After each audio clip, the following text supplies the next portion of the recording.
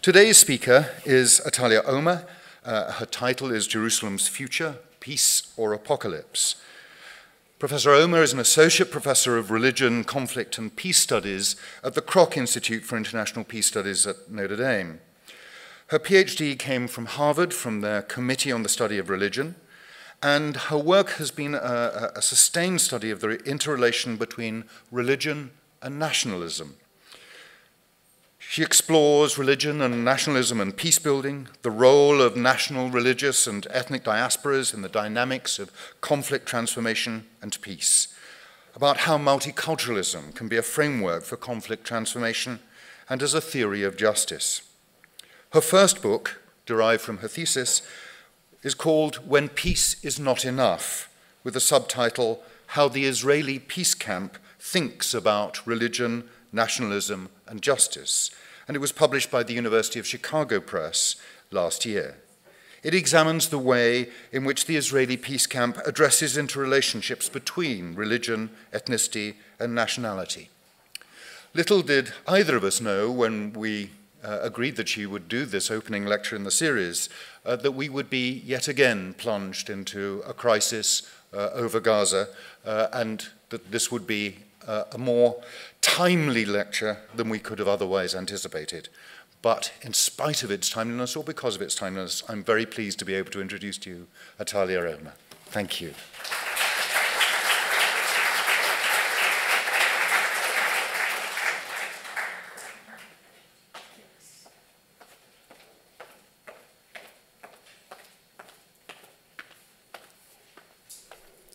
Good afternoon, and thank you for coming. And I should say that there was a question mark in the original title of my talk, Peace or Apocalypse, a question mark, not any kind of an assertion, and somehow it was omitted. So I don't know what to think about that, about this omission. So again, thank you for coming here today. So this talk will highlight the deep meanings the city of Jerusalem occupies in the Jewish, Christian, and Muslim imaginations.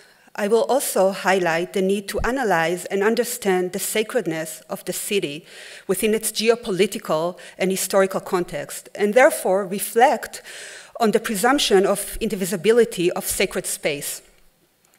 We will ask whether the debate over Jerusalem is essentially political, theological, what might be the relations between the two types of claims and entitlements, what are the implications of these debates to the possibility of peace with justice?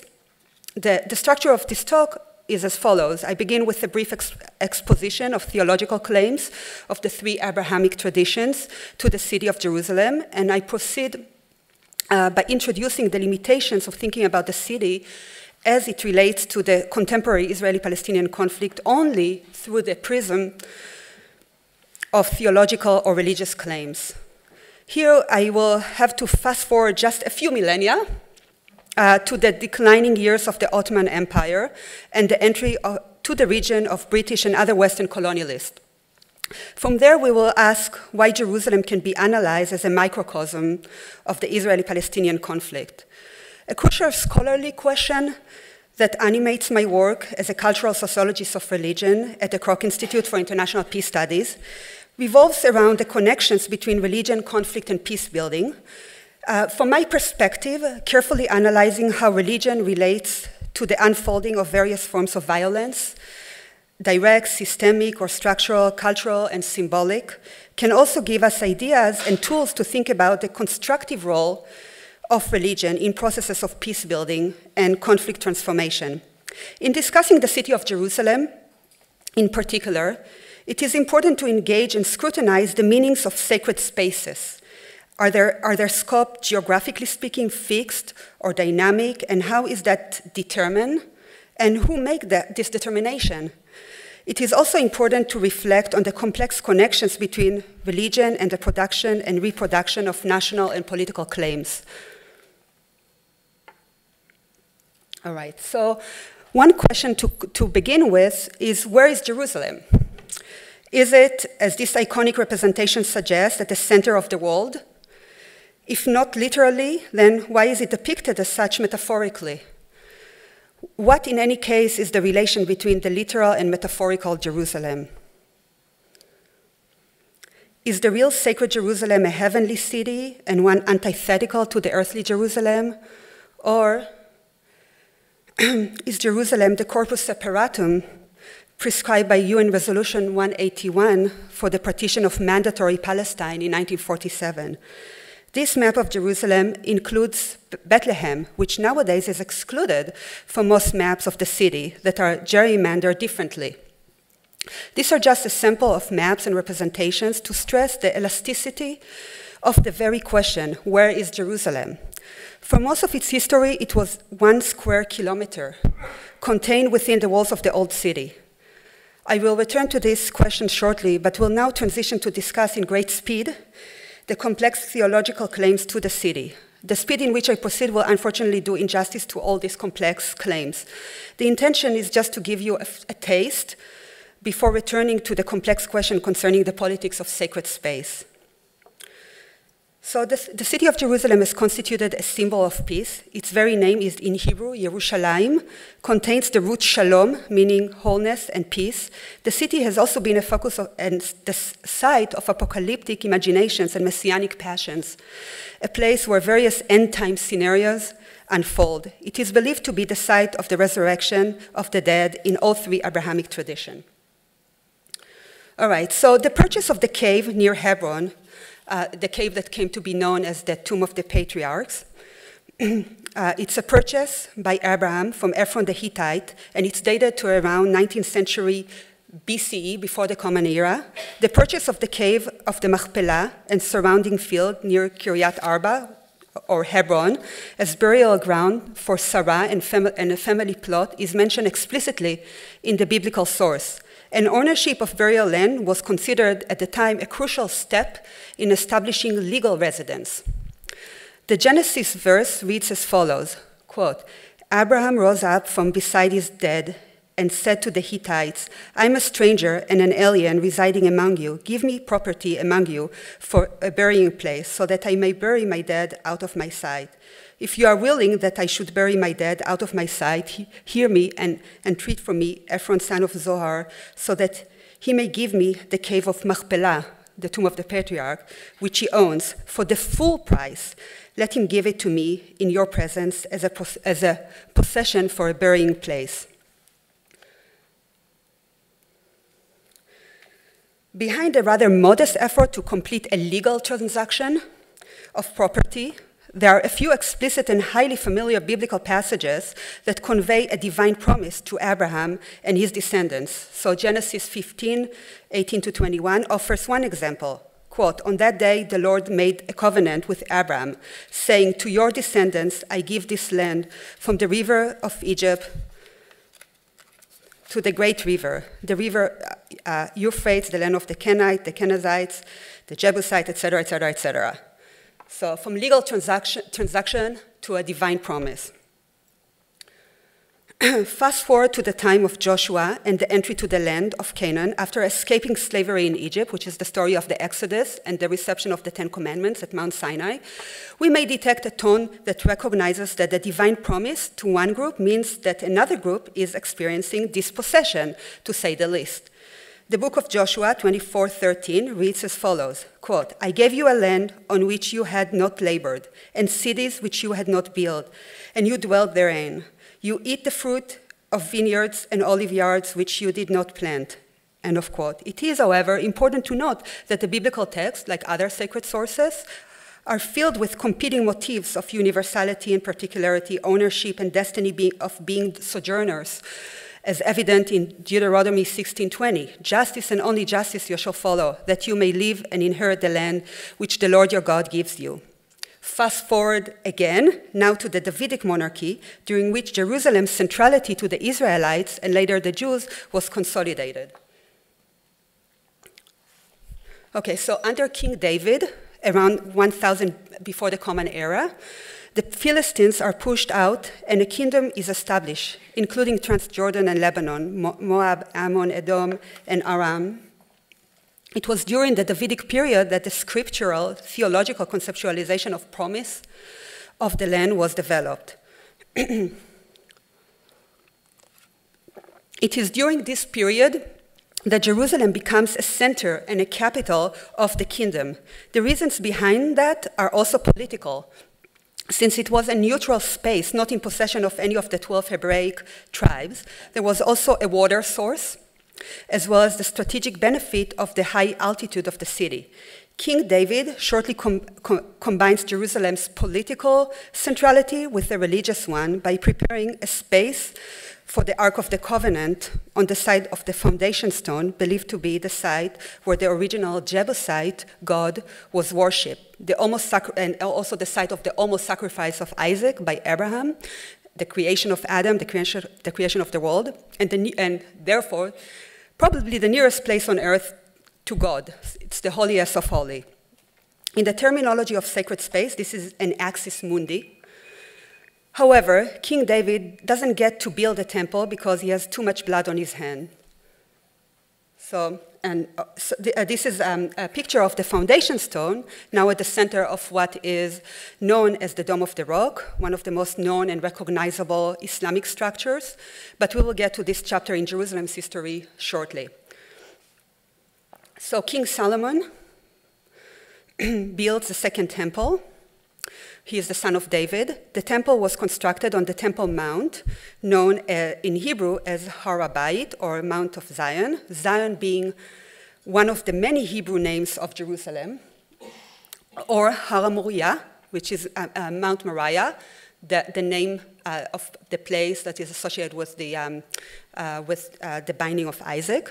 Muslims refer to it as the Haram al-Sharif. It was during the Davidic period that messianic motifs developed, indicating that the Messiah will be a descendant of the King David, of family or bloodline, who will lead the world to universal peace and prosperity, a time that will see the building of the third temple and the resurrection of the dead.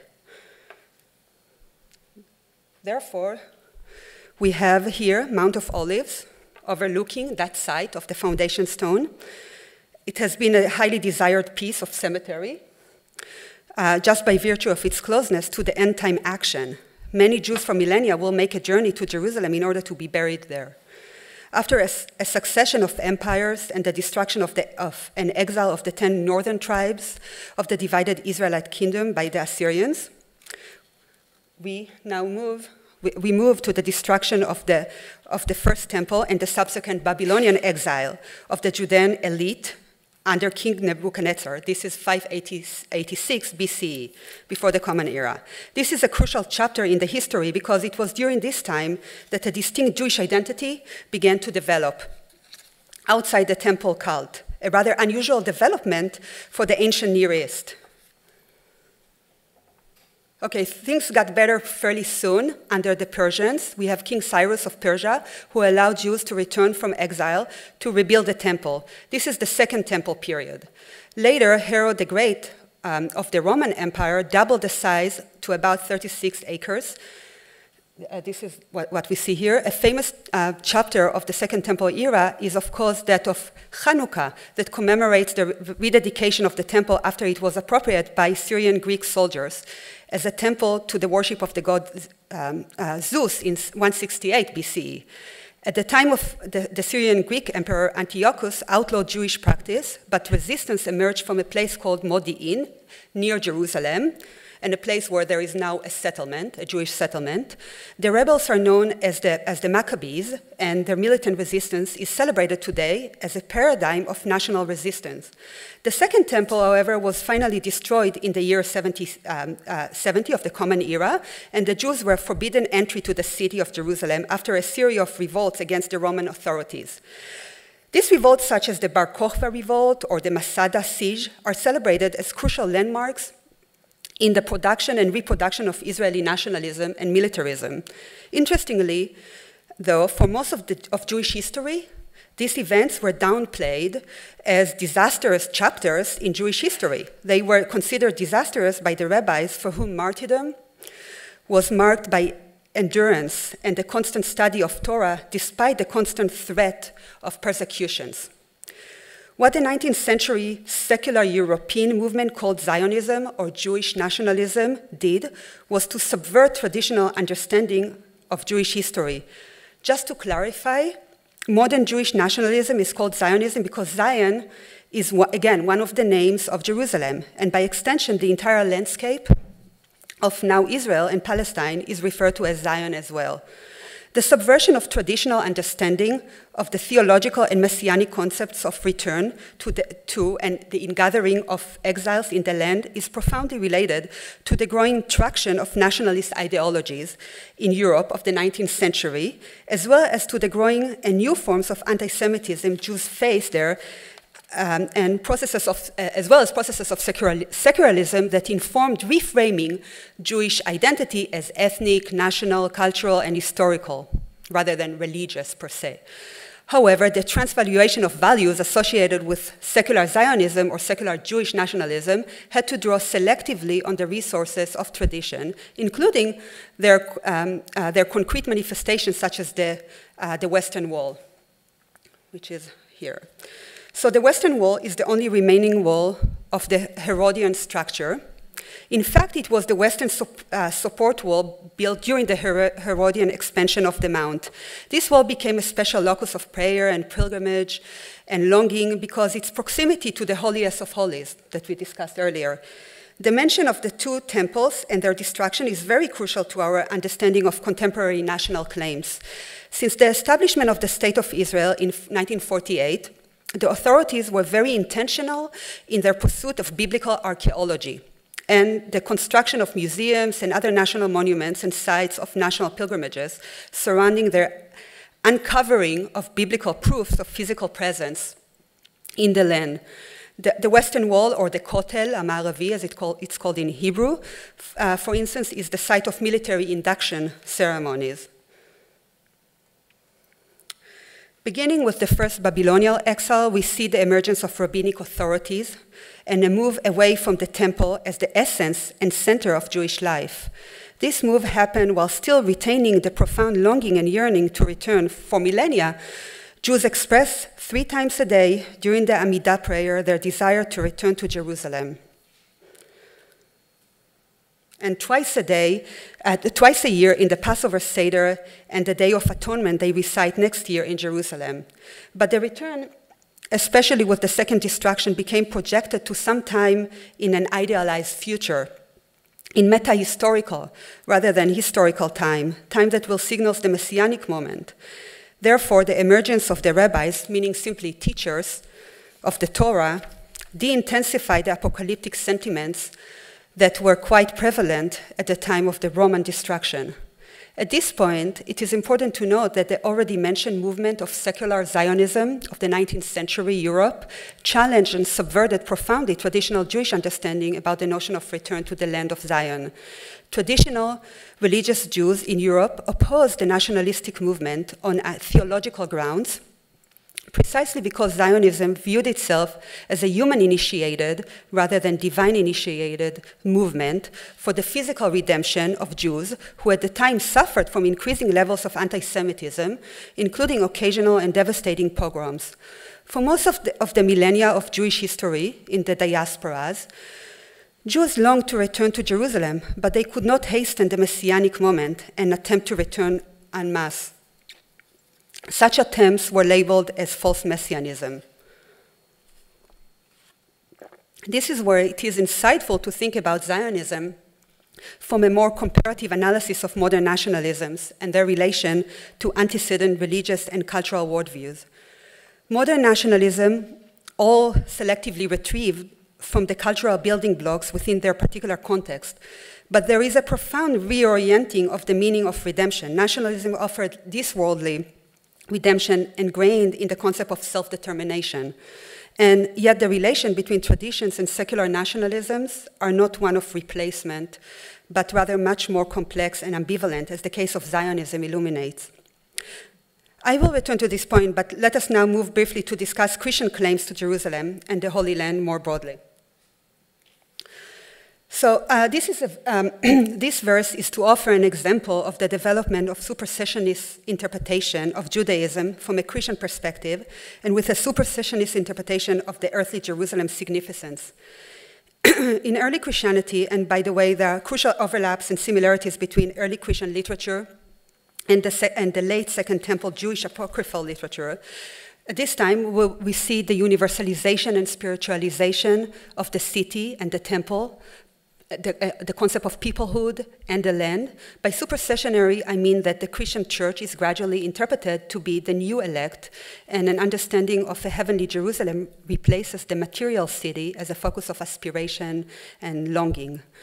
What we see in this early literature of around 200 of the Common Era is a high level of influence of Hellenistic motifs and frequent allegorizing of territorial realities. Here we see the beginning of a development of Jerusalem as a metaphor or heavenly peace rather than territory. The spiritualization of the city, however, was never absolute, and crucial tensions exist between the material and ideal meanings of the city.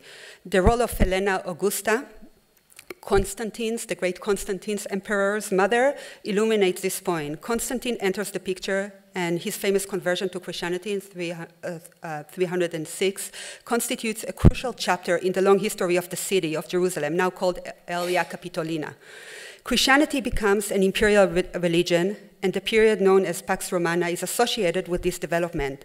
In this context, an interest in the actual earthly Jerusalem is gaining momentum with a building program and archaeological excavations led by Helena Augusta that purportedly identifies the site of the crucifixion of Jesus and traces Jesus' steps across the land and marks those locations with churches and shrines. She is considered the first Christian pilgrim to Aelia Capitolina at around 326 of the Common Era. During those initial Christian centuries of the city, Jews were not allowed in.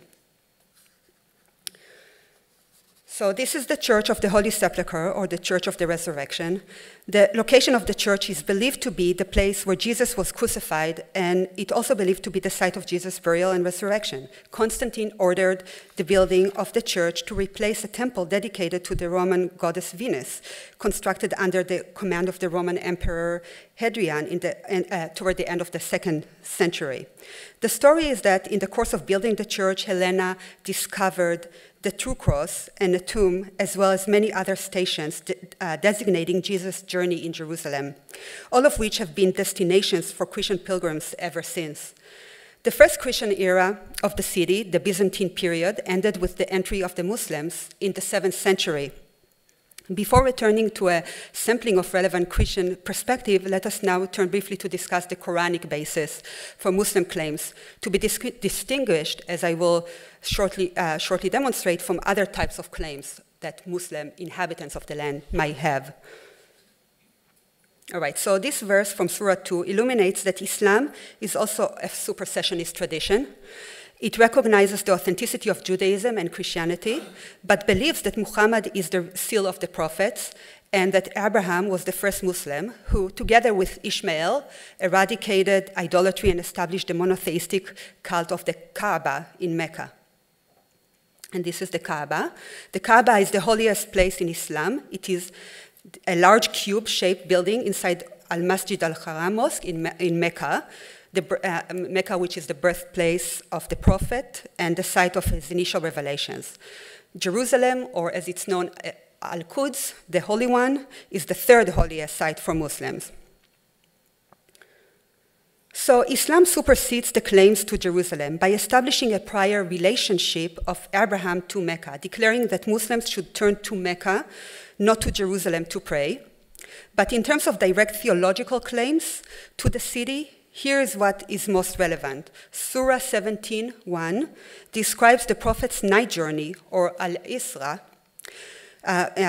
in the following way, quote, "Limitless in his glory is he who transported his servant by night from the inviolable house, al-Masjid al-Haram of worship at Mecca, so the Kaaba, to the remote house of worship at Jerusalem, the environs of which we had blessed,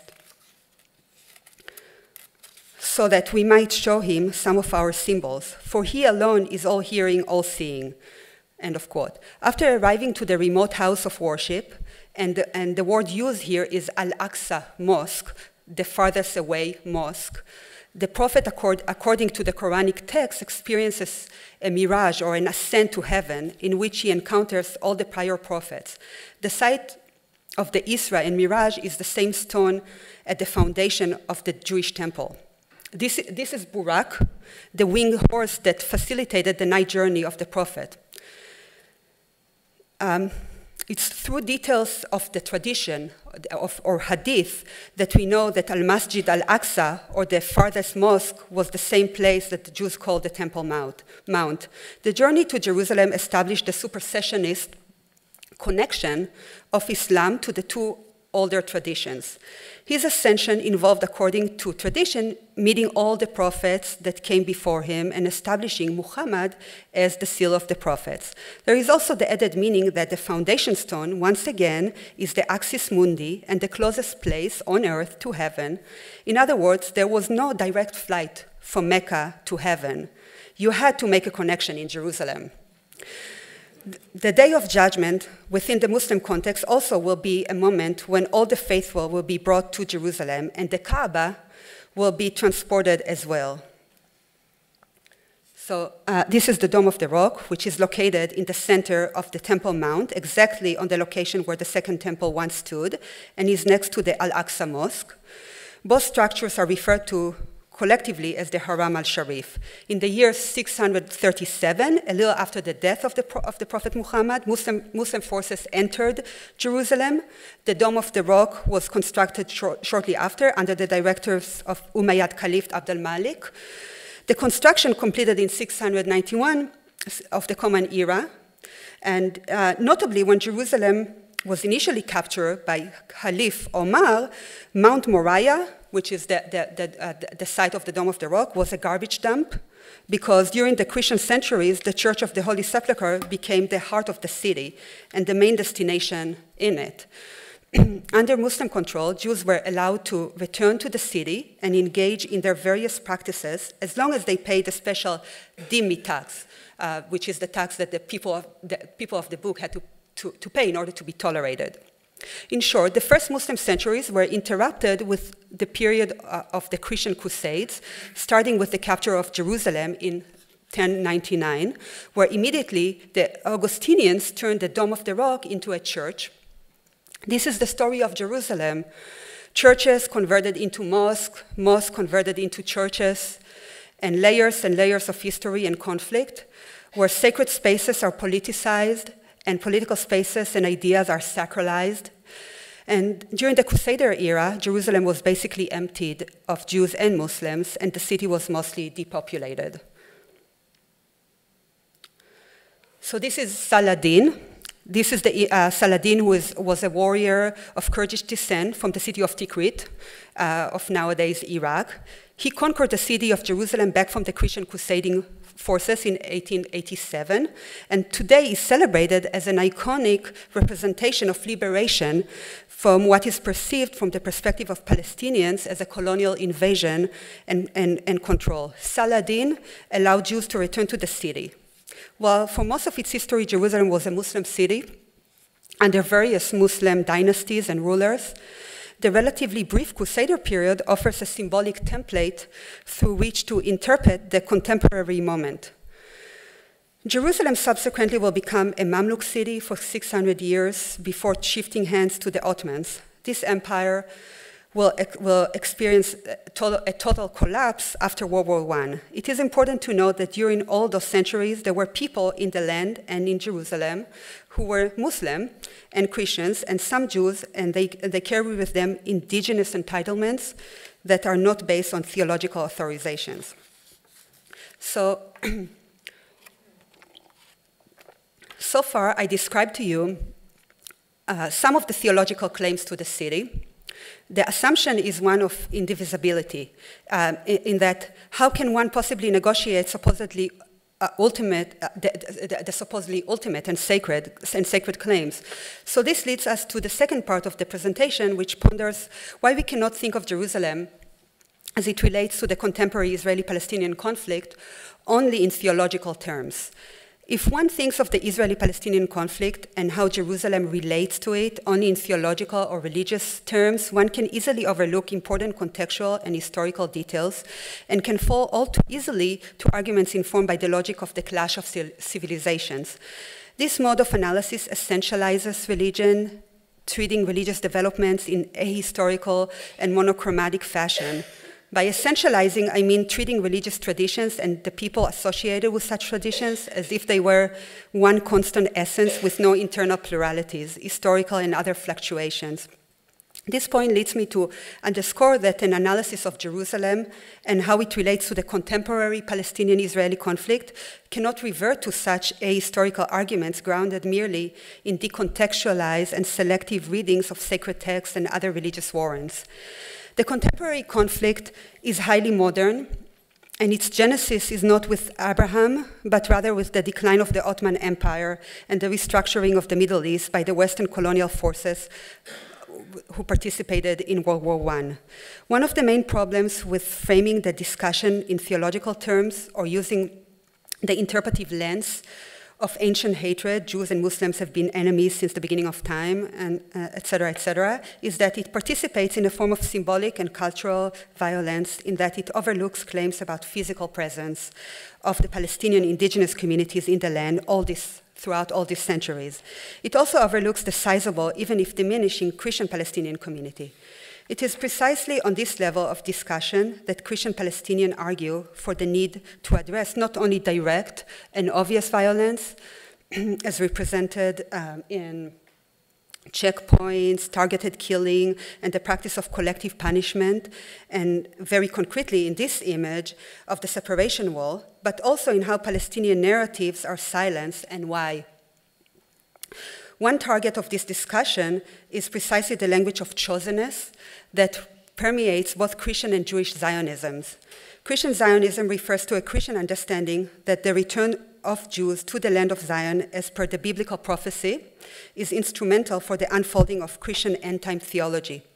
This movement that at the time of the 19th and early 20th century was also referred to as Restorationism, has had a wide cultural and popular appeals dating back to the Protestant Reformation, influencing various key political figures from the British Lord Balfour, who promised a Jewish home for the Jews, as if it was his to promise and grant, to the highly popular American Left Behind theory that sold millions of copies and fixated on the city of Jerusalem as a necessary apocalyptic destination.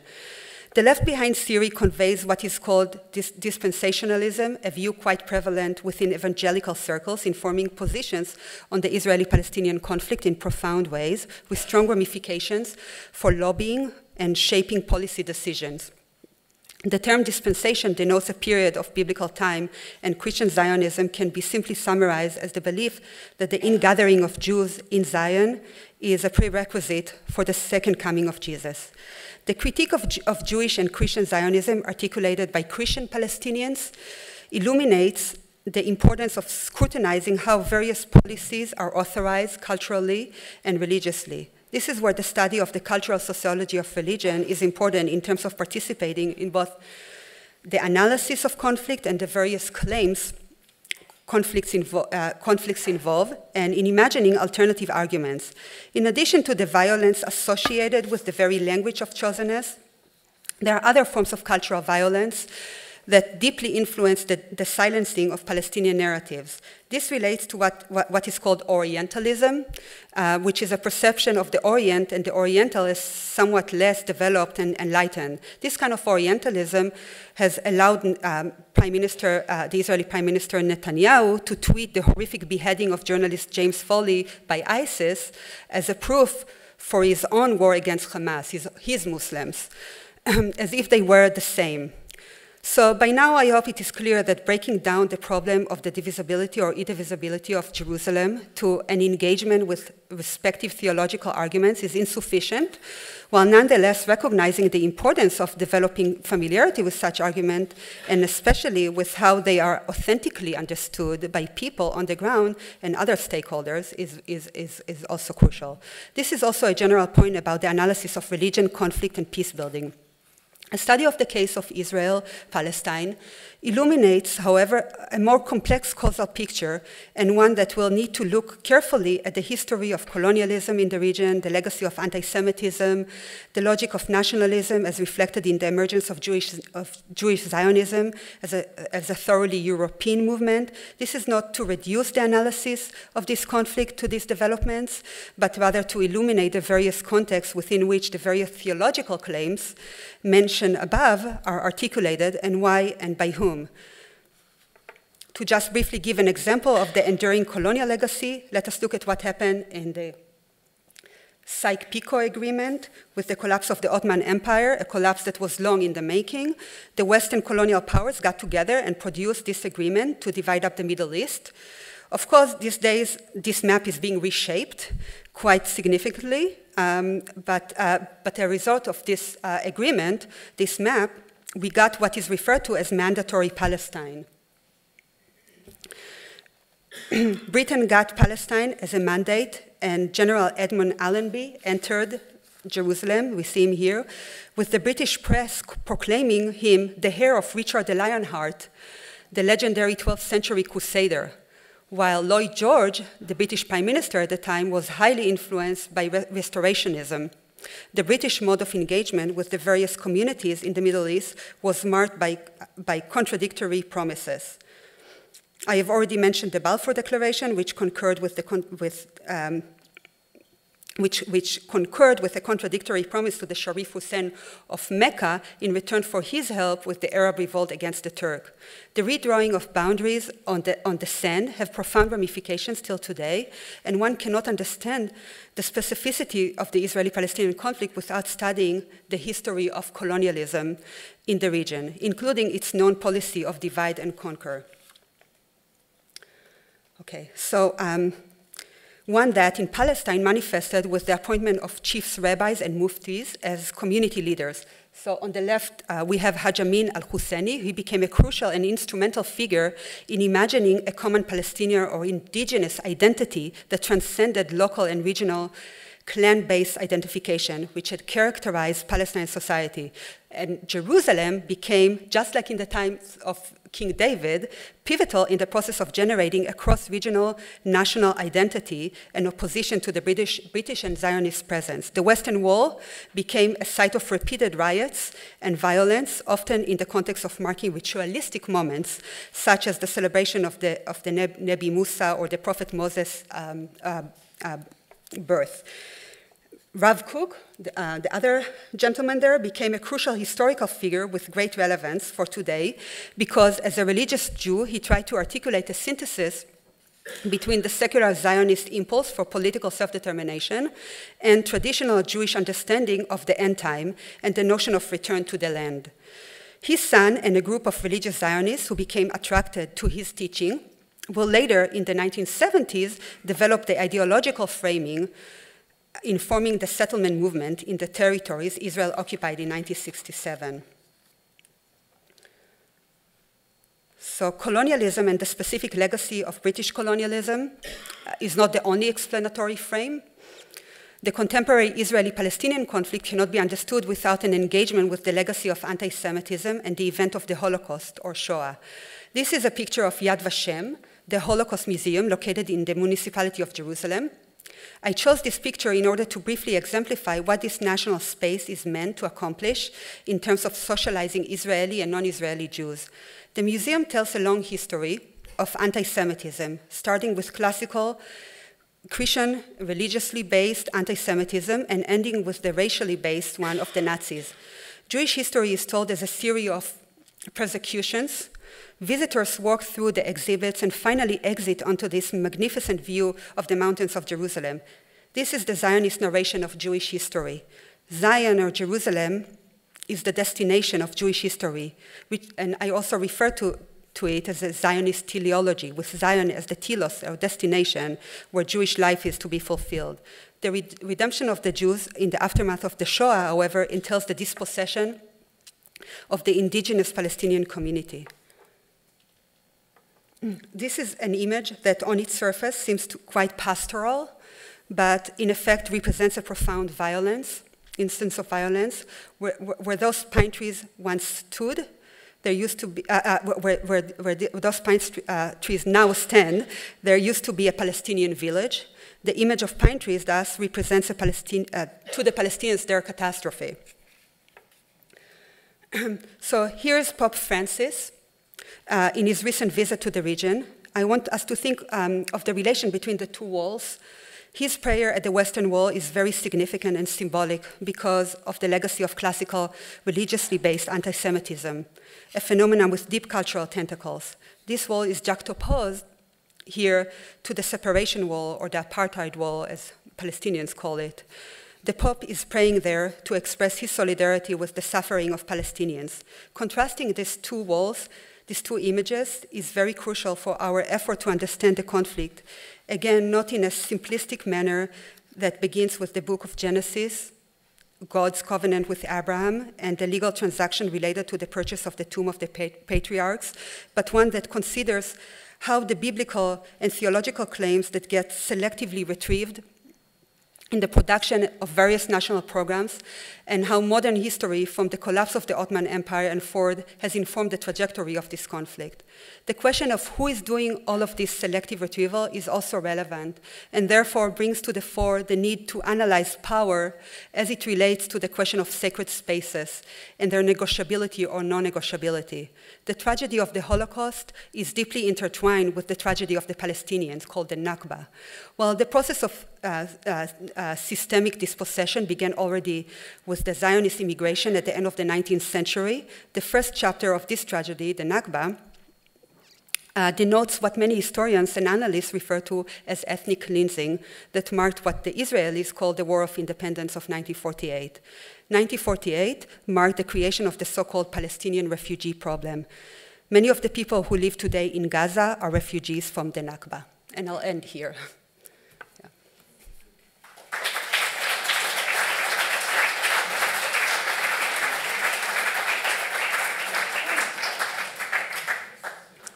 So I think I will call on, we have time for questions.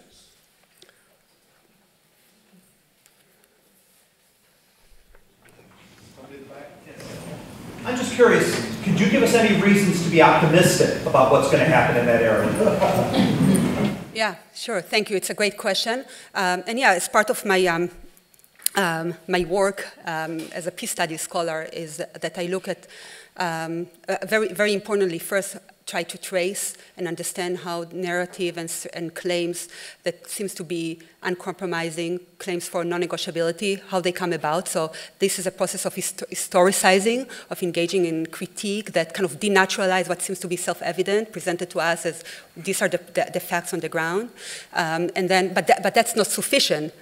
To retain a sense of hope. The sense of hope for change is to look at how, while there are narratives that authorize all those layers of violence, there are also people, voices, social movements, and articulation of critique that are constructive and can reframe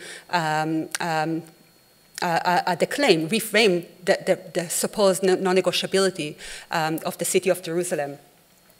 So here I have a slide of, this is kind of the iconic image of the Nakba, of the beginning of the Palestinian catastrophe. But here there is a picture of Jews from Arab descent who came from Arab and Muslim countries with the establishment of the Israeli state. And they themselves, I mean, the story of victimization and victimization is very complex. It's not either or. And so what is interesting, and this is part of my work to think constructively, is how the narrative of the Arab Jews, the Jews who are Arab, and I call them Arab Jews on purpose because part of the narrative is to dichotomize Arabs and Jews as if there is no possibility for Arabs to be Jews. And in fact, these people, the Arab Jews, embody that hybridity, that hybrid identity. And when they came to Israel, they were first had to be cleansed with DDT because they were looked at as dirty. and put in refugee camps. Until today, they are very much discriminated. So what is interesting and constructive is that some of them recognize the interconnection between their story and the narrative of Palestinians, dispossession, and so forth, especially when they employ the lens of Orientalism that I talked about. And there are various conversations that happen in relation to this. And there are various other pockets of critiques and challenges and conversations that happen, and you can never really lose hope, because you really need to avoid kind of fatalistic attitudes and look at what is out there, think about constructively how to bring about change on the level of social movements, but also policy, so kind of horizontal and vertical as well. And those voices exist, those voices even during the events right now in Gaza, within Israel and the Jewish community globally, who critique, who say, not in my name, and let's think let's challenge the narrative of inevitability, that it's inevitable to bomb Gaza the way that it was bombed. So I do want to retain the sense of hope, and that there are constructive voices on the ground that can be that they are newsworthy as well as the belligerents. David. Image of Pope Francis at the end is very hopeful. Yeah. And what can we as Catholics, Catholic Americans, do to encourage our government to maybe imbibe the spirit of Pope Francis, to try to come up with an even-handed solution to this conflict? Well, I'm Jewish. No, but I mean, I think it's a very important question, and there are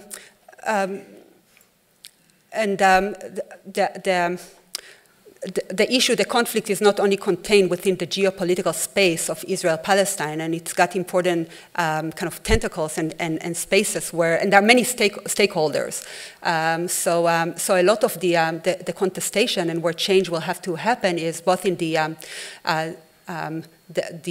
portrayal, the images that are used to depict what is going on, especially to enable the articulation of the Palestinian voice within the mainstream media and so forth. And there are many efforts that are ongoing right now outside of Israel-Palestine, especially in response to a call from Palestinian civil society for boycott, divestment, and sanctions, and there are different variations of this call. It's not only one. There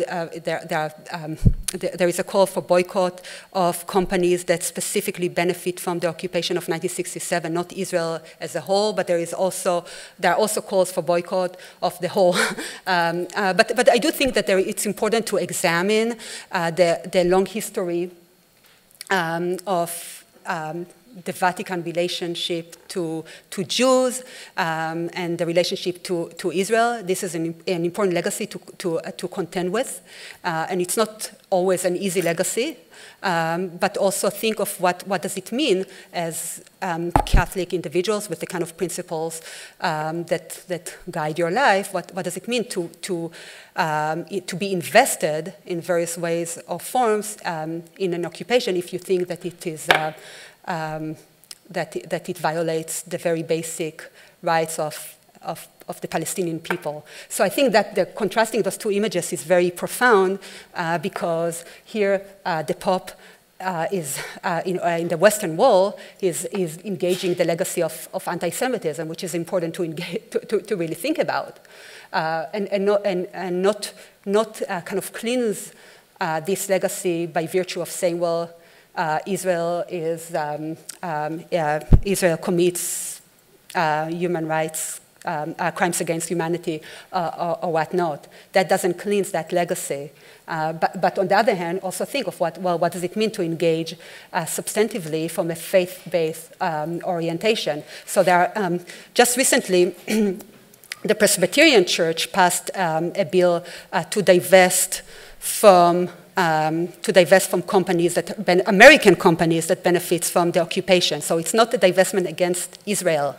It's a very specific one that is guided by kind of an understanding of investment as an ethical act that needs to be consistent with your overall orientation. find it an extraordinary, moving accident that the Pope is photographed here against the apartheid wall, and the graffiti refers to the way in which the wall looks like the Warsaw Ghetto.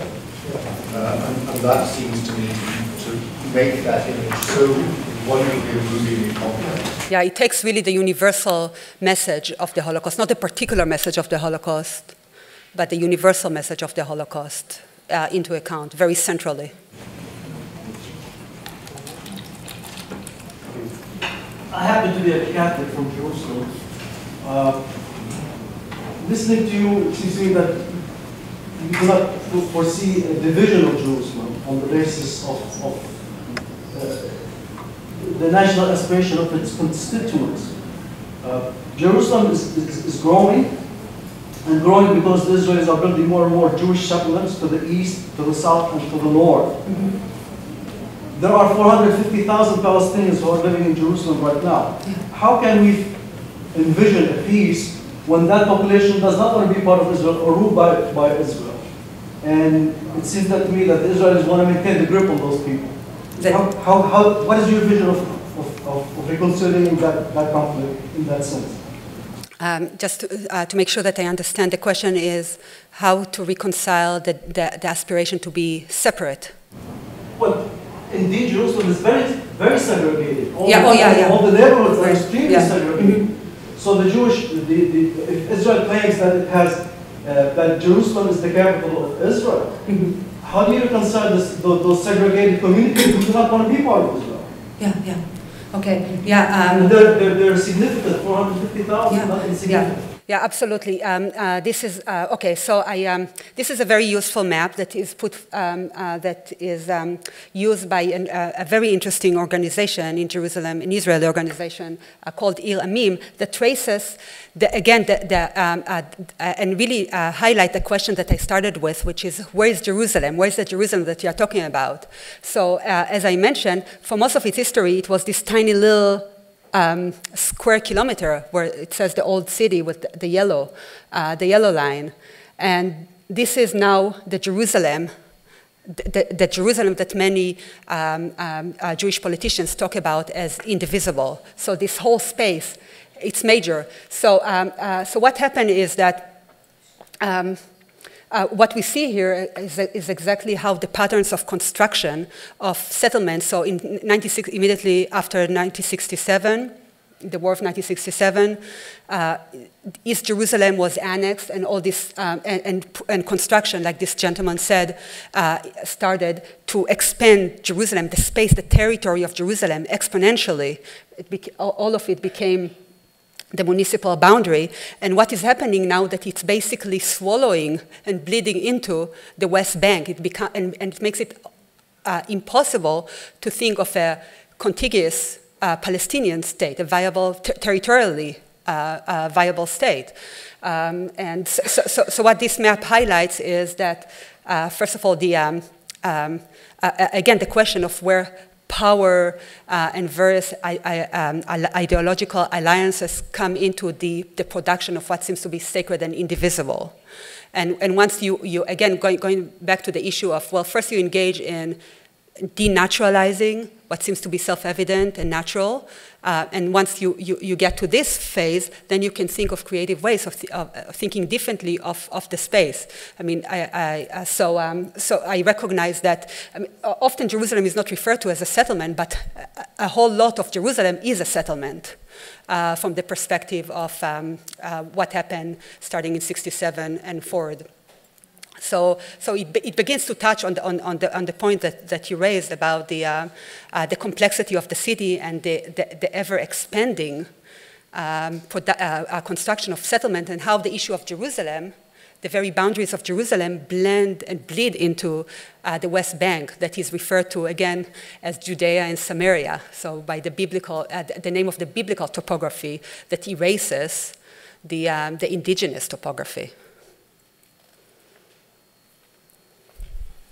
In the ancient Levitical law, there is some reference to the Hebrews were to be respectful and hospitable to the sojourner in their midst. Jesus, who was a Jew, later picks up on this when he includes the story of Ruth, who was of Moabite descent, in this Jewish family of Boaz.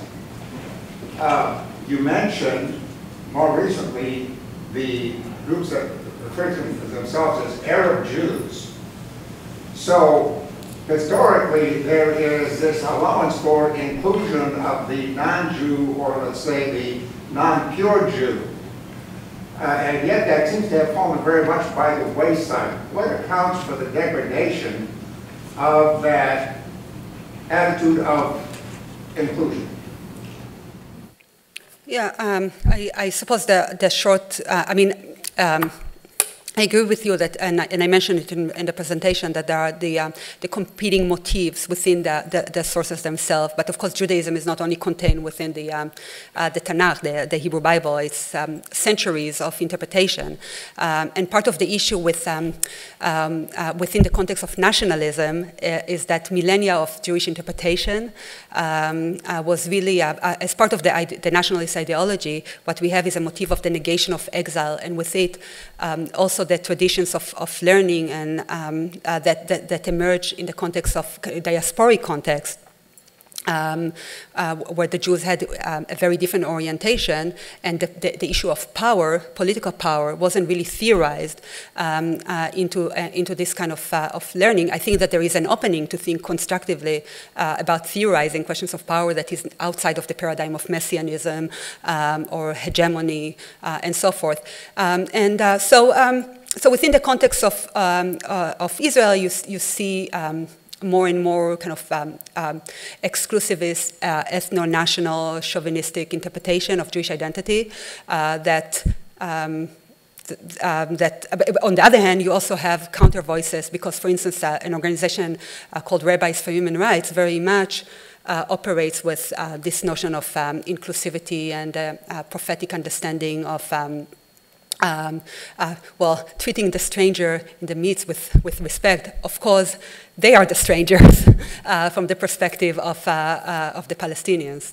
But in any case, I mean, those motifs exist, but the way to analyze or respond to the question, or begin to respond to the question, is really to put it in the context of the discourse of nationalism, or the language of nationalism that enables kind of exclusivist practices.